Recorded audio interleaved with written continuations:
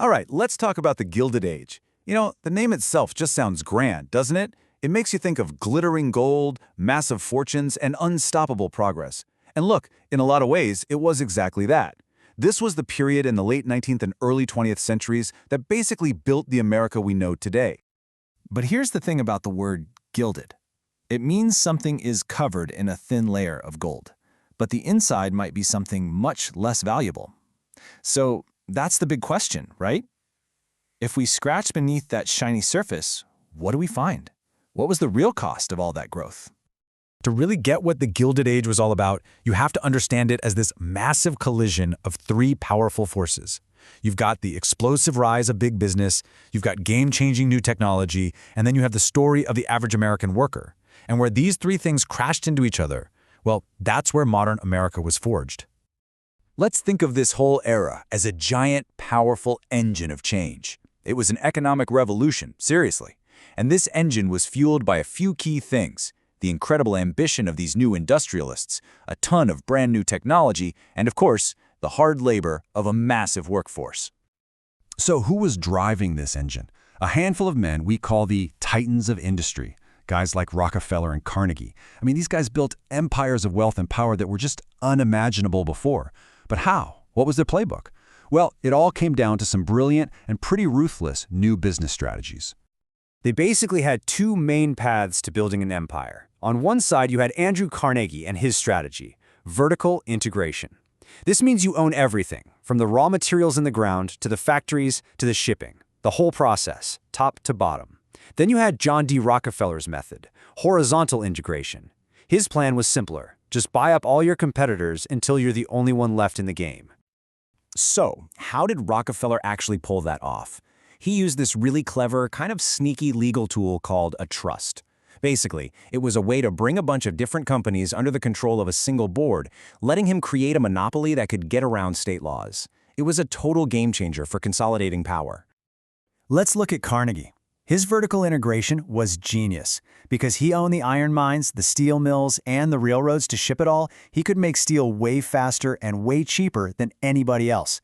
He also jumped on a new technology called the Bessemer process, which made mass production possible. This is the steel that built America's cities and railroads. And then there was Rockefeller. His approach was just as effective.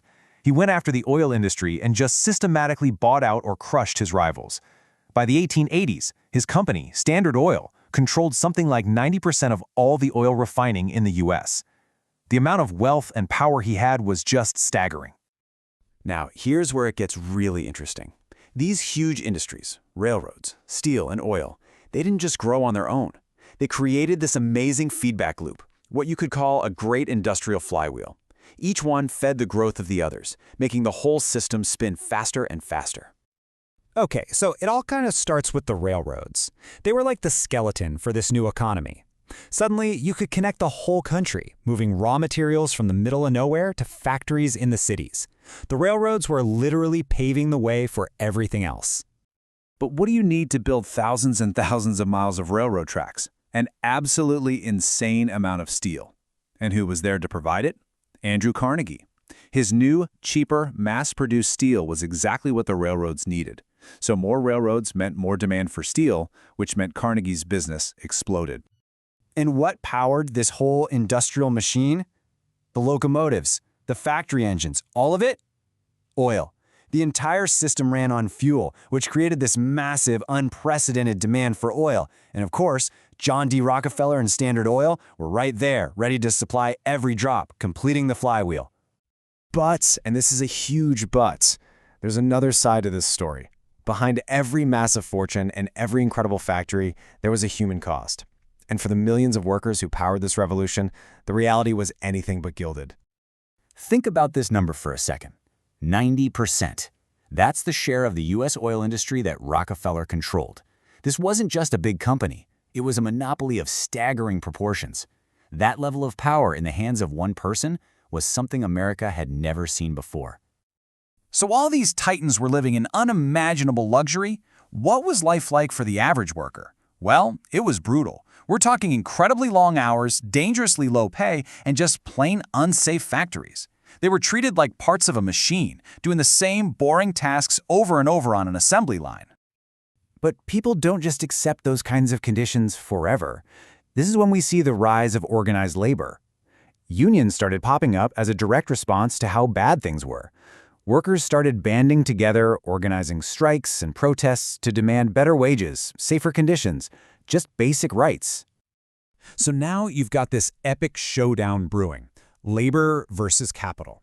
The tension was getting so high that it really felt like the country was on the brink of chaos. Something had to change. Society and the government couldn't just ignore this new reality anymore. It was time for some new rules. At the end of the day, the problem was pretty simple. A few corporations and trusts had way too much power. Their anti-competitive tactics were killing off small businesses, and the gap between the super rich and the working poor was becoming a massive chasm. For a lot of people, the American dream was starting to look like a lie. And so you get a response. The Sherman Antitrust Act of 1890. This was a huge deal. It was the very first time the federal government really stepped in and said, okay, we need to outlaw these monopolies and try to create some fair competition. Now, it wasn't a perfect fix, not by a long shot, but it was the beginning of a debate about how much the government should regulate business that, let's be honest, we're still having today. The Gilded Age completely transformed American society. It took a country of farmers and turned it into an industrial powerhouse. Cities exploded as people flocked there for factory jobs. Immigration surged to fill the need for labor. And yeah, a new middle class started to grow. But at the same time, those divisions between the haves and have-nots got deeper than ever. So even though the Gilded Age is technically over, you can still hear its echoes everywhere. These huge debates it sparked about wealth inequality, the power of corporations, and what fairness really means sound incredibly familiar, don't they? It really makes you wonder, as we face our own challenges today, how many of the arguments are the exact same ones they were having over 100 years ago?